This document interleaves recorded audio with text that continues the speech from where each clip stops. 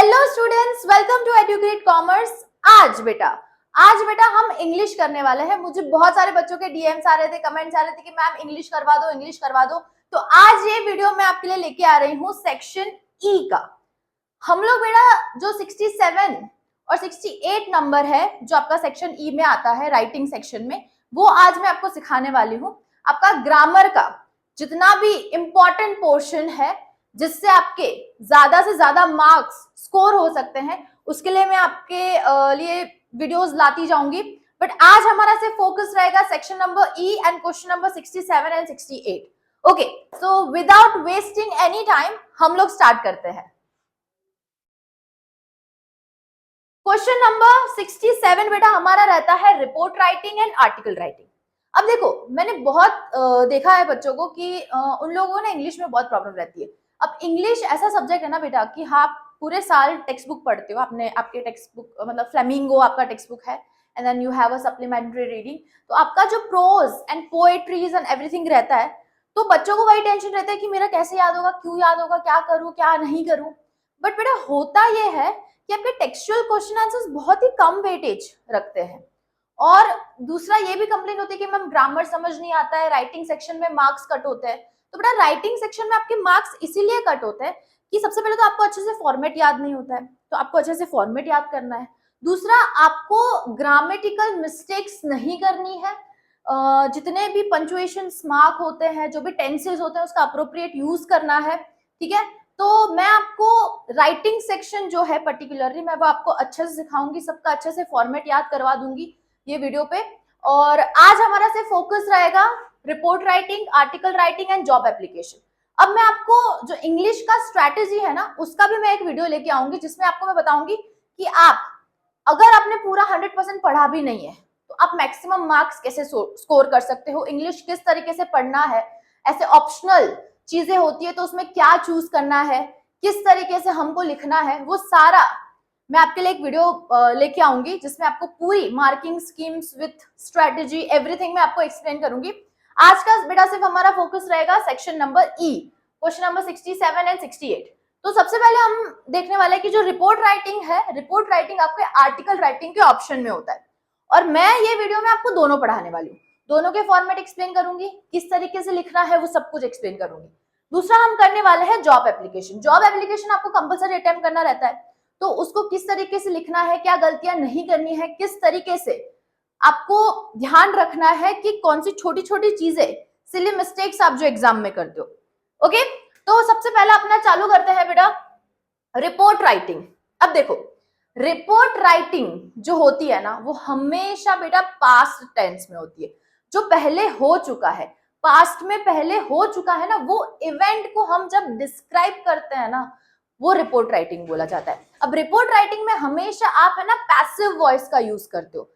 जब भी आप रिपोर्ट राइटिंग लिखो तो आप हमेशा ध्यान रखना कि आपका जो सेंटेंस का टेंस होगा ना, वो हमेशा पास्ट में रहेगा। ठीक है, और रिपोर्ट राइटिंग बेटा फॉर्मल, जैसे हम फॉर्मल इनफॉर्मल लेटर्स लिखते हैं ना, तो जैसे फॉर्मल लेटर हम लिखते हैं तो उसमें कैसा होता है, कट टू कट, सीधा पॉइंट टू पॉइंट बात करते हैं, नो बकवास। वैसा इसमें नहीं होता है, इसमें आपको डिस्क्रिप्टिव, अगर एक आपने एक्सीडेंट देखा है, या अगर आपने एक ब्लड कैंपेन अटेंड किया है, अगर आप कोई पिकनिक में गए हो, या अगर आप कोई जगह पर्टिकुलर घूमने गए हो, आर्ट गैलरी देखने गए हो, ठीक है, तो उसका आपको पूरा एक्सपीरियंस डिस्क्रिप्टिव मैनर में लिखना होता है। आपको पूरा डिस्क्राइब करना रहता है, पूरा डिटेल में बताना पड़ता है कि हाउ वाज इट। ओके, चलो इसकी मार्किंग स्कीम देख लेते हैं। आपका जो रिपोर्ट राइटिंग रहता है ना, तो आपका जो आप जो फॉर्मेट लिखते हो, जैसे आपको पता होगा हेडलाइन आती है, then by whom, and then body, and then closure, तो वो फॉर्मेट का आपका 1 मार्क्स रहता है। अगर आप फॉर्मेट में गड़बड़ करते हो तो आपका वो 1 मार्क्स डिडक्ट हो जाता है। फिर बेटा आपका आता है कंटेंट। कंटेंट हम बोल सकते हैं बॉडी, ठीक है, किस तरीके से आप फर्स्ट सेकेंड पैराग्राफ में डिवाइड कर रहे हो, किस तरीके से आप स्टार्ट कर रहे हो, किस तरीके से एंड कर रहे हो। और 2 मार्क्स रहते हैं बेटा आपके एक्सप्रेशंस के, सेंटेंस फॉर्मेशन कैसा है आपका, आपने किस तरीके से उसको प्रेजेंट किया है, फिर आपने ग्रामेटिकल मिस्टेक्स करी है नहीं करी है, तो वो सारी चीजें इधर आती है। तो आपका जो 5 मार्क्स होता है, वो 5 मार्क्स का डिवीजन इस तरीके से होता है। आई होप इतना क्लियर है सबको, ठीक है। वापस से याद करवा रही हूँ, रिपोर्ट राइटिंग हमेशा बेटा पास्ट टेंस में होगा, और बहुत सारे बच्चों को यही प्रॉब्लम रहती है कि वो टेंस गलत कर देते हैं। तो you have to make sure कि आपका जो रिपोर्ट राइटिंग रहेगा वो हमेशा पास्ट टेंस में रहेगा, ठीक है। आगे बढ़ते बेटा, न्यूज़पेपर एंड मैगजीन। अब ये मैंने रिपोर्ट की टाइप लिखी है कि जो रिपोर्ट है ना यूजुअली दो टाइप में लिखा जाता है, कि एक तो आप न्यूज़पेपर के लिए लिख रहे हो, ठीक है, दूसरा आप लिख रहे हो मैगजीन के लिए। मैगजीन में आता है ना रिपोर्ट राइटिंग वैसा। अब देखो इसके टॉपिक्स भी थोड़े बहुत मतलब फिक्स ही होते हैं। जैसे अगर न्यूज़पेपर के लिए बोला है तो न्यूज़पेपर में आप रिपोर्ट लिखते हो कि हाँ आपने मतलब ठीक है रॉबरी हुई, कहीं पे चोरी देखी, एक्सीडेंट हुआ, फायर कहीं पे लग गई, तो वो इवेंट। और दूसरा रहता है बेटा मैगजीन के लिए, जैसे ब्लड डोनेशन कैंप हो गया, रिपब्लिक डे हो गया, कल्चरल डे हो गया। आपको स्कूल के या फिर एज एन पर्टिकुलर एस्पेक्ट पे भी पूछा जाता है कि आपके यहाँ पे एनुअल फंक्शन हुआ था, तो like right a report on your experience, how was it, ठीक है। तो आपको क्वेश्चन में पूरी डिटेल्स मिल जाएगी। अब एक और चीज आपको ध्यान रखनी कि आपको क्वेश्चन 2 बार पढ़ना है। गलती क्या होती है ना कि हमको मेंटली पता है कि क्वेश्चन नंबर 67 जो है वो रिपोर्ट राइटिंग आने वाला है, तो अंधाधुंध लिखना चालू कर देते हो। बेटा उसमें आपका नाम दिया है, आपकी पोजीशन दी गई है, आपको टॉपिक दिया गया है, तो एटलीस्ट टेक टाइम कि आप उसको 2 बार पढ़ो आराम से, फिर लिखना चालू करो। बिकॉज इंग्लिश में आपके लैंग्वेज के मार्क्स कट होते हैं, आपकी छोटी छोटी सिली मिस्टेक्स के मार्क्स कट होते हैं, तो बहुत ही ध्यान से 2 बार क्वेश्चन पढ़ के लिखना है, ठीक है बेटा। चलो फॉर्मेट की तरफ आगे बढ़ते हैं। चलो रिपोर्ट राइटिंग आपका स्टार्ट होता है हेडलाइन से। जो भी इवेंट है या जो भी आपका टॉपिक है वो हेडलाइन या तो क्वेश्चन में दी होती है या तो खुद से बनानी रहती है। मोस्टली क्वेश्चन में रिपोर्ट राइटिंग में तो दे ही देते हैं कि क्या इवेंट है, आपको किसके बारे में ये लिखना है, तो वो आपका बन जाएगा बेटा हेडलाइन। आई होप इतना क्लियर है। फिर उसके बाद आता है बाय। अब बाय के बाद आपको लिखना होता है आपका नेम। अब देखो गलती ये मत करना कि आपका नाम लिख के मत आ जाना, क्योंकि क्वेश्चन में दिया होता है कि you are Raj if you are a boy, और स्लैश राजवी, ठीक है, राज या तो राजवी। और फिर आपकी पोजीशन भी दी गई होती है, डेजिग्नेशन। डेजिग्नेशन का मतलब होता है कि आप क्या काम कर रहे हो, तो यूजुअली होता है एडिटर, ठीक है। तो आपका नाम और डेजिग्नेशन, ठीक है। अब आप किसके लिए लिख रहे हो, अगर न्यूज़पेपर के लिए लिख रहे हो तो न्यूज़पेपर का नाम। तो यहाँ पे वापस से ध्यान देते हैं, बाय जो भी नाम क्वेश्चन में दिया है वो, कॉमा डेजिग्नेशन, आपकी पोस्ट क्या है वो मेंशन करनी है, उसके बाद कॉमा आपका जो भी न्यूज़पेपर है उसका नेम। आई होप इतना क्लियर है। चलो उसके बाद आप मेंशन करते हो place and date. For example जगह है अहमदाबाद और डेट है 4 मार्च 2025। तो आपको इस तरीके से डेट लिखनी रहती है। मेरे इधर जगह नहीं थी इसलिए मैंने नीचे लिखा, बट ऐसे आपको डेट वगैरह मेंशन करना रहता है। फिर आपका चालू होता है बॉडी। बॉडी बेटा होता है आपका मेन कंटेंट। मेन कंटेंट आपको 3 पैराग्राफ में उसको डिवाइड करना है। 3 पैराग्राफ में आप किस तरीके से डिवाइड करोगे ये भी मैंने यहाँ पे मेंशन कर दिया है। सबसे पहला इंट्रोडक्शन होता है। इंट्रोडक्शन में आप लिखोगे कि इवेंट किस बारे में है, कब हुआ है, तो who, where, what, how, when, जितने भी WH होते हैं ना वो सारे इंट्रोडक्शन में लिखने रहते हैं कि कब हुआ ये इवेंट, क्या था, किस बारे में था, वो सारी डिटेल्स आपको लिखनी रहती है इंट्रोडक्शन में। फिर आपका बेटा चालू होता है मेन कंटेंट। मेन जो बॉडी का पार्ट है उसमें आप डिटेल डिस्क्रिप्शन लिखते हो कि क्या हुआ, किस तरीके से चीजें थी। मेंशन हमेशा बेटा अच्छे से करना है, और do not forget this all has to be in past tense, ठीक है। नेक्स्ट आपका बेटा रहता है कंक्लूजन। जो आपका लास्ट क्लोजर पार्ट रहता है उसमें आप कंक्लूजन लिखते हो। कंक्लूजन आपका हो सकता है शायद आप ओपिनियन दो अपना, ठीक है, दूसरा वार्निंग दो, या फिर अगर कोई क्लोजिंग स्टेटमेंट हो। अब देखो एक और कंट्रोवर्शियल चीज है कि मैम आपने बोला पूरा पास्ट में होता है, पर ओपिनियन आप अपना दे रहे हो तो अभी दे रहे हो वो चीज पे, तो आप ओपिनियन नॉर्मल मतलब कंटिन्यूअस टेंस में लिख सकते हो, ठीक है नाउ, बट वो पास्ट में कंपल्सरी लिखना जरूरी नहीं है। पास्ट में सिर्फ आपका जो इवेंट हुआ है वही टेंस में जाएगा, जो भी इवेंट हुआ है वही आपको पास्ट टेंस में लिखना है। आई होप इतना क्लियर है, ठीक है। चलो आगे बढ़ते हैं। वो आपका था बेटा रिपोर्ट राइटिंग। अब रिपोर्ट राइटिंग के ऑप्शन में आपको मिलता है आर्टिकल राइटिंग। थोड़ा बहुत सिमिलर है इसका फॉर्मेट, तो आपको याद करने में दिक्कत नहीं होगी। चलो, इसका भी फॉर्मेट जो मार्किंग स्कीम है वो ये है कि 1 मार्क्स आपको मिल जाते हैं पूरे फॉर्मेट के, ठीक है। सेकंड मिलता है 2 मार्क्स आपके कंटेंट के। कंटेंट भी आपका जो होता है intro, details and then conclusion वाले फॉर्मेट में डिवाइडेड है। तो आप किस तरीके से लिखते हो, क्या डिस्क्रिप्शन डालते हो, उसके मार्क्स मिलते हैं 2, ठीक है। एक्सप्रेशंस के आपका कंटेंट आइडिया क्या है, आपके ग्रामेटिकल एरर्स वगैरह वगैरह इसमें कट होता है, तो 2 मार्क्स उसके लिए जाते हैं आपके सेंटेंस फॉर्मेशन के, ठीक है। अब आर्टिकल राइटिंग में बेटा आपको एक चीज हमेशा ध्यान रखने की, आर्टिकल राइटिंग की जो हेडलाइन होती है ना वो खुद से बनानी रहती है। अब जो आर्टिकल राइटिंग की जो हेडलाइन है वो आप ध्यान रखो कि आपके 2 से 4 वर्ड से ज्यादा ऊपर नहीं जानी चाहिए। उससे बड़ी लिखोगे तो कोई प्रॉब्लम नहीं है, बट वो सेंटेंस बन जाता है, वो हेडलाइन जैसा नहीं लगता है। तो आप हमेशा ध्यान रखो जब आप आर्टिकल राइटिंग कर रहे हो तो आपका जो हेडिंग होगा वो 2 से 4 वर्ड से ज्यादा आगे नहीं होना चाहिए, ठीक है। कैसा होना चाहिए, कैची एंड अटेंशन क्रिएट करे वैसा होना चाहिए आपका पूरा आर्टिकल भी, और आपका पूरा जो हेडलाइन है वो भी अटेंटिव होना चाहिए, कैची होना चाहिए, आई कैची होना चाहिए। फिर evidence and argument. Article writing में जो भी आप इवेंट है हो रहा है, जो भी टॉपिक दिया होगा उसके साथ आप एविडेंस भी जोड़ो, ताकि आपका जो कंटेंट होगा ना वो ज्यादा स्ट्रॉन्ग बनेगा। फॉर एग्जाम्पल, अगर आप पॉपुलेशन ग्रोथ की बात करें तो according to the report of 2024, तो बेटा ये क्या हुआ, विद एविडेंस आप मेंशन कर रहे हो, ठीक है। तो आप एविडेंस के साथ चीजों को लिखो तो ज्यादा प्रोफेशनल भी लगता है और ज्यादा स्ट्रॉन्ग इम्पैक्ट भी डालता है जो भी आपका पेपर चेक कर रहा है उस पर। आर्ग्यूमेंट्स मेंशन करो कि आपका क्या उस चीज में ओपिनियन है, आप क्या सोचते हो, क्या चेंजेस लाना चाहते हो। इमोशंस जो होंगे वो बहुत ज्यादा स्ट्रॉन्ग होने चाहिए आर्टिकल्स में, because you are expressing yourself in behalf of thousands of people, just to make it clear for you, ठीक है। और आपका आइडिया भी आपको उसमें पुट ऑन करना है। तो ये जो चीजें हैं, ये जो 4 पॉइंट्स मैंने यहाँ पे मेंशन किए हैं, वो आपको आर्टिकल राइटिंग लिखते टाइम ध्यान में रखना है। आई होप इतना आपको समझ आ गया होगा। नेक्स्ट है बेटा हेडिंग। ये फॉर्मेट स्टार्ट हो जाता है। सबसे पहले हेडिंग मैंने अब भी मेंशन किया, खुद से लिखना रहता है, और आपका वर्डिंग्स कितना जाएगा बेटा, 2 to 4 से ज्यादा नहीं होना चाहिए, 2 से 4 वर्ड का ही आपका हेडिंग होना चाहिए, वरना वो सेंटेंस बन जाता है और अच्छा भी नहीं लगता, ठीक है।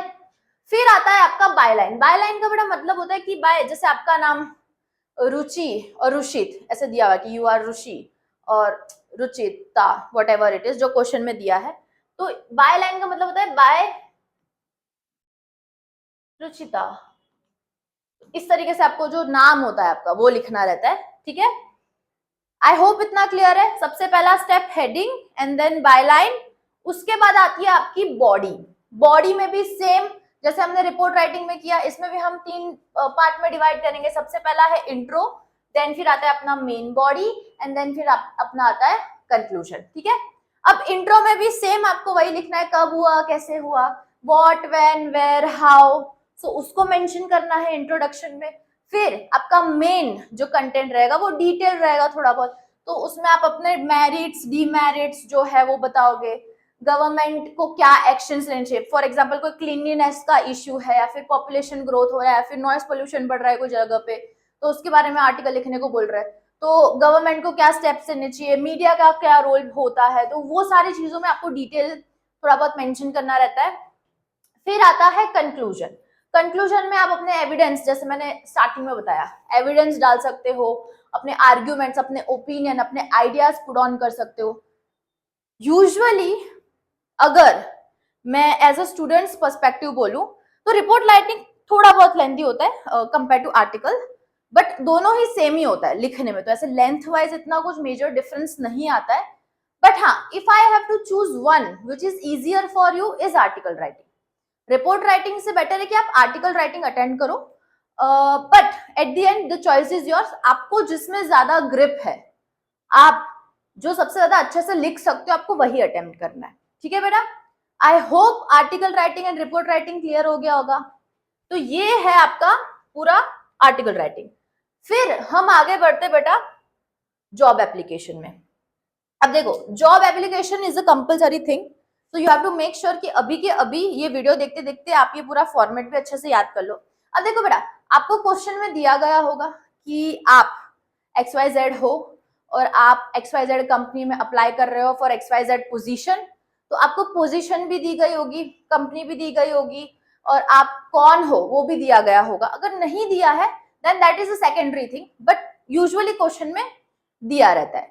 ठीक है, अब जॉब एप्लीकेशन आप किस लिए करते हो? सबसे बेसिक क्वेश्चन है कि आपने कहीं से एडवर्टाइजमेंट सुनी है, आपने न्यूज़पेपर में पढ़ा है, आपने होर्डिंग्स देखे हैं, पोस्टर देखा है, और उसके बाद आपको पता चला है कि ये जगह पे ये पोजीशन वेकेंट है, तो इसलिए आप क्या कर रहे हो? पोजीशन के लिए अप्लाई कर रहे हो, वो पर्टिकुलर जॉब के लिए अप्लाई कर रहे हो। ठीक है, अब देखो यहाँ पे ना ये चीज बहुत ही प्रोफेशनल होनी चाहिए। अब जो जॉब एप्लीकेशन है ना, उसमें आपका लेटर रहता है, फिर आपका बायोडेटा जिसको रेज्यूमे बोलते हैं ना, वो रहता है। अब जो लेटर है ना, उसका मैंने फॉर्मेट आपको बता ही दिया, उसमें आपको ज्यादा दिमाग नहीं लगाना है, जो मैंने लिखा है वही का वही याद कर लो। मैं 2 मिनट के लिए साइड हो जाऊंगी, स्क्रीनशॉट ले लेना आप। ठीक है, चलो सबसे पहला समझते हैं कि आपका जो जॉब एप्लीकेशन है उसका सबसे पहला आता है सेंडर्स एड्रेस। ठीक है, सेंडर्स एड्रेस मतलब यहाँ पे कौन होता है बेटा? कौन भेज रहा है? आप खुद। आप खुद क्या कर रहे हो? अप्लाई कर रहे हो। और जो सेंडर्स एड्रेस है ना, वो यूजुअली क्वेश्चन में दिया जाता है। ठीक है, अगर क्वेश्चन में ना दिया गया हो तो आप लिख दो एग्जाम हॉल, वो भी चलेगा। ठीक है, I hope this is clear. Date, आप कौन सी डेट को अप्लाई करो, तो आपकी एग्जाम वाली डेट लिख दो, द बेस्ट है। आपकी जब इंग्लिश की एग्जाम होगी वो सेम डेट इधर आपको मेंशन कर देनी है। फिर आता है बेटा रिसीवर्स डेजिग्नेशन। रिसीवर, आप जिधर अप्लाई कर रहे हो, जो कंपनी में अप्लाई कर रहे हो, किस पर्सन को अप्लाई कर रहे हो, तो यूजुअली मैनेजर होता है, तो उसका डेजिग्नेशन मतलब आप मैनेजर लिखोगे या फिर head of the particular department लिखोगे, और उसका एड्रेस, वो जगह का एड्रेस मेंशन करना है यहाँ पे। ठीक है, वापस से सबसे पहला सेंडर्स एड्रेस, ठीक है, जो क्वेश्चन में दिया रहेगा, वरना एग्जाम हॉल लिख सकते हो। डेट, जो एग्जाम की डेट है आपकी, वही आपको मेंशन करनी है। रिसीवर्स डेजिग्नेशन, जिसको आप अप्लाई कर रहे हो, मैनेजर होगा, हेड ऑफ द डिपार्टमेंट होगा, जो भी होगा, उसका डेजिग्नेशन एंड उसका एड्रेस। ठीक है, फिर आता है अपना बेटा सब्जेक्ट। सब्जेक्ट में ये तो आगे का लाइन सेम ही रहेगा बेटा, आगे की जो लाइन है वो सेम ही रहेगी कि application for the post of dash. जो भी क्वेश्चन में पोस्ट के लिए आप अप्लाई कर रहे हो वो यहाँ पे मेंशन कर देना है। ठीक है, फटाफट इसका स्क्रीनशॉट ले लो। Okay, application for the post of dash, तो ये रहा आपका रेडीमेड सब्जेक्ट। आई होप इतना क्लियर है। फिर आता है हम जो सैल्यूटेशन देते हैं, तो उसमें तो सेम ही रहेगा बेटा, सर एंड मैडम, सर या तो मैडम, जो भी है क्वेश्चन से पता चल जाएगा। ठीक है, फिर आपकी स्टार्ट होती है बेटा बॉडी। बॉडी में भी हमने 3 डिवीजन, जैसे हमने रिपोर्ट एंड आर्टिकल में देखा। ठीक है, सबसे पहला रहता है आपका इंट्रो। अब मैंने बताया यहाँ पे आपको यही फॉलो करना है, इसका स्क्रीनशॉट ले लो। ठीक है, फटाफट मैं थोड़ी साइड हो जाती हूँ। ओके, चलो सबसे पहला है आपको प्रोफेशनली लिखना रहता है ये, तो ये मैंने जो डैश किया है वहां पे आपका जो भी कंपनी का नाम है, जो भी पोजीशन है, जो भी डेट है, वो मेंशन कर देना। बाकी ये पूरा सेम टू सेम ही लिख के आना। With the reference to your advertisement appeared in dash, आपने जहां से भी वो एडवर्टाइजमेंट के बारे में सुना है, चाहे वो न्यूज़पेपर हो, अगर उसमें मेंशन नहीं किया तो आप लिख सकते हो कि टाइम्स ऑफ इंडिया जो है न्यूज़पेपर, उसके एडवर्टाइजमेंट से आपको पता चला कि वहां पे वैकेंसी है। ठीक है, तो वो जो भी रेफरेंस होगा उसका यहाँ पे नाम लिखना है कि with the reference to advertisement appeared in dash dated. कौन सी डेट को आपने वो एडवर्टाइजमेंट देखी, तो बेटा आप जो स्टार्टिंग में जो डेट लिख रहे हो ना, मतलब आपकी एग्जाम वाली जो डेट लिख रहे हो, उससे 1 या 2 दिन पीछे ही दिखाना है कि आपने देखा पहले, फिर आप अप्लाई कर रहे हो। आई होप इतना क्लियर है। तो जो दिन को आपने एडवर्टाइजमेंट देखी वो डेट आपको यहाँ पे लिखनी है, और वो हमेशा पास्ट वाली डेट होती है। I hope this is clear. उसके बाद for the post of dash, कौन सी पोस्ट के लिए अप्लाई कर रहे हो? टीचर की पोस्ट के लिए अप्लाई कर रहे हो, अकाउंटेंट की पोस्ट के लिए अप्लाई कर रहे हो, तो जो भी पोस्ट है वो क्वेश्चन में लिखी गई हो कि दिमाग ज्यादा नहीं दौड़ाना है, उसका यहाँ पे लिख देना है। उसके बाद and ईगरली applying for the vacancy.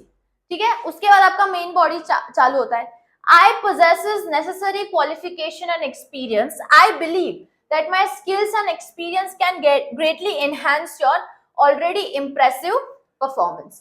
ये आपको same to same question paper में भी छाप देना है, क्योंकि इसमें मेजर चेंजेस नहीं होते।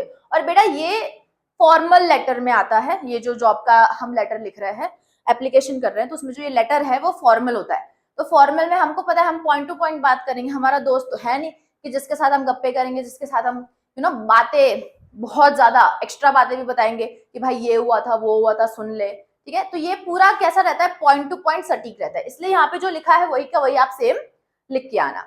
आई होप इतना क्लियर है। चलो आगे बढ़ते हैं। ये बेटा आपका इंट्रोडक्शन पैराग्राफ था, ये मेन था। फिर आपका आता है कंक्लूजन वाला paragraph. With letter I have attached biodata. अब आपको मेंशन करना है कंक्लूजन में कि आपने अपने जो लेटर है उसके साथ आपने बायोडेटा दिया है, और जितने भी आपके एक्सपीरियंस सर्टिफिकेट्स है वो भी क्या किए हैं, अटैच किए हैं। Looking forward for a positive reply, ठीक है। ये आपका रहेगा पूरा कंक्लूजन वाला पैराग्राफ। फिर आपको लिख देना है थैंक यू, योर्स सिंसियरली, आपका नाम।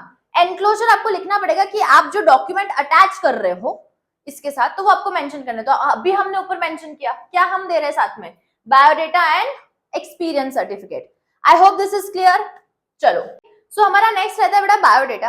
अब बायोडेटा में सबसे पहले आपको लिखना रहता है अपना नाम, अपना पूरा नाम लिखना होता है। जैसे मेरा नाम रीनम है तो मैं लिखूंगी रीनम नगरिया, ठीक है। उसके बाद आपको लिखना रहता है अपने पापा का नाम, फादर्स नेम आपका पूरा लिखना है। फिर आता है डेट ऑफ बर्थ। अब देखो यहाँ पे डीओ भी लिखा है, पर you have to mention full date of birth.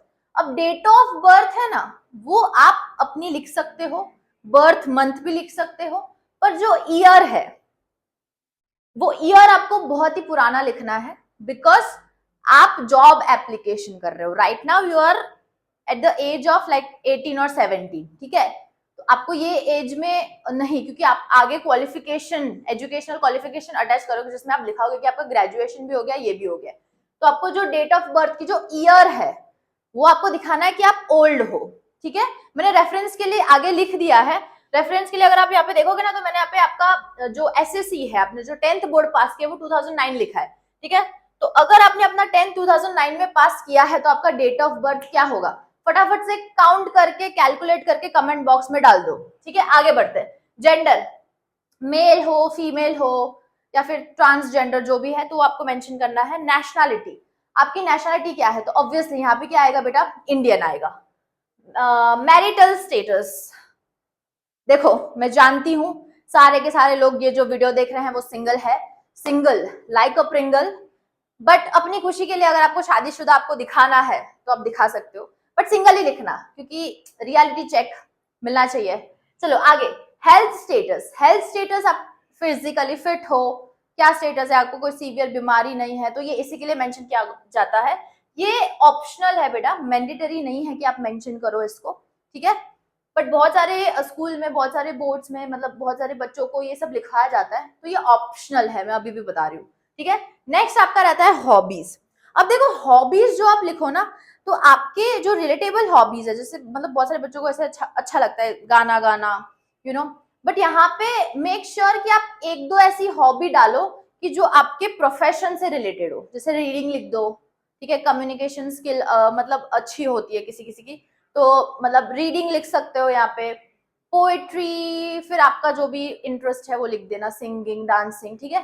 But एक आपके जो भी जॉब से रिलेटेड या थोड़ी प्रोफेशनल जो हॉबीज लगे वो आपको मेंशन करनी रहती है, ठीक है। उसके अलावा आपकी ईमेल आईडी मेंशन करनी है।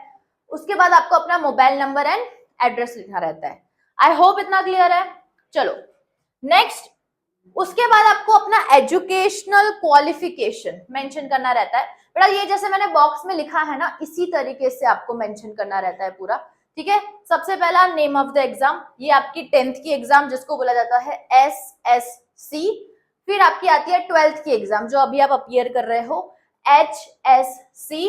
फिर आपको अपने ग्रेजुएशन एंड पोस्ट ग्रेजुएशन दिखाना रहता है, ठीक है। तो आप बीकॉम एमकॉम लिखो वो भी चलेगा, BA MA लिखो तो भी चलेगा, ठीक है। आपकी यूनिवर्सिटी का नाम लिखना है, कॉलेज का नाम लिखना है, या तो जो भी बोर्ड से आप पढ़े हो।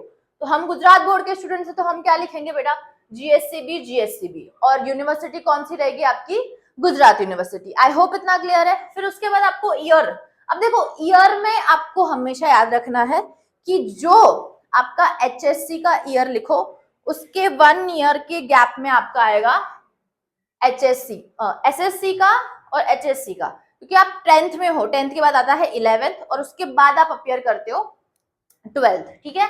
तो दैट इज वाई 2009 में आपने दिया 10th, फिर आता है 11th 10 में, और फिर 2011 में आपने क्या दिया, HSC। फिर आपका ग्रेजुएशन बेटा रहता है 3 साल का, ठीक है। तो आफ्टर 2011 3 ईयर काउंट कर दो, तो 2015 में आपका क्या हो जाएगा, ग्रेजुएशन हो जाएगा। और 2017 अब आपका मास्टर्स रहता है बेटा 2 साल। हाँ, अभी रिसेंटली चेंज हो गया है, बट आप ये समझो कि यहाँ पे आप पुराने हो, आपने ऑलरेडी कर लिया है, तो आपका कितना ईयर का गैप रहेगा, 2 इयर्स का। वापस से बताती हूँ, जब आप 10th का लिख रहे हो उसका 1 साल के गैप के बाद 12th, फिर 12th के बाद 3 इयर्स का आपका रहता है ग्रेजुएशन, और 2 इयर्स का रहता है बेटा आपका मास्टर्स। आई होप ये ईयर डिफरेंस आप समझ गए होगे, ठीक है। आपके जो भी परसेंटेज है, भले ही मार्कशीट में आए हो ना आए हो, बट लिख सकते हो, ठीक है। चलो नेक्स्ट आपको मेंशन करना रहता है, अगर कोई प्रोफेशनल क्वालिफिकेशन को जॉब के लिए चाहिए तो ये भी ऑप्शनल रहता है। अगर आपने कोई प्रोफेशनल क्वालिफिकेशन लिया हुआ है, ठीक है, जैसे फॉर एग्जांपल CA CS, अगर कोई ऐसा प्रोफेशनल डिग्री वगैरह आपने करी हो या कोई ऐसा क्वालिफिकेशन आपने लिया हो, तो वो यहाँ पे आप मेंशन कर सकते हो। फिर आपका वर्क एक्सपीरियंस, आप पास्ट कितने सालों से ये फील्ड में वर्क कर रहे हो, तो उसका एक्सपीरियंस आपको मतलब यहाँ पे दिखाना पड़ता है कि कितने साल का एक्सपीरियंस है, उस कंपनी का नाम क्या है, आप कौन से पोस्ट पे वहां पे काम करते थे, वो सारा उधर मेंशन करना रहता है। फिर आता है लैंग्वेज नोट, आप कितनी लैंग्वेज में बात कर सकते हो, तो यूजुअली आपको यहाँ पे लिखना रहता है इंग्लिश, देन फिर आपको लिखना रहता है हिंदी, फिर देन आपको लिखना रहता है गुजराती, ठीक है। फिर उसके अलावा अगर आपको कोई और लैंग्वेज आती है, जैसे अगर कोई साउथ इंडियन है तो तमिल, मलयालम या फिर और जो भी लैंग्वेजेस है वो मेंशन कर सकता है, बट आपको 3 तो लिख देने की, हिंदी, इंग्लिश एंड गुजराती, ठीक है। उसके बाद आती है आपकी एक्सपेक्टेड सैलरी, आप कितनी सैलरी एक्सपेक्ट करते हो, लिख दो 4-5 करोड़ जो भी लिखना है, बट बेटा ध्यान रखना कि जो जॉब है उसके अकॉर्डिंग आप सैलरी लिखो, ठीक है। अगर फॉर एग्जाम्पल अकाउंटेंट की जॉब है, फिर आप लिखो मुझे तो चाहिए भाई 3 करोड़ पर एनम, तो नहीं, तो थोड़ा बहुत अप्रोप्रिएट होना चाहिए, ठीक है। फिर आता है रेफरेंस। रेफरेंस में आपको आपके जो भी पास्ट जहाँ पे काम करते थे या जो भी कलीग्स वगैरह हैं, वहां के जो हेड वगैरह हैं, उनका रेफरेंस में नाम लिखना रहता है और नंबर लिखना रहता है।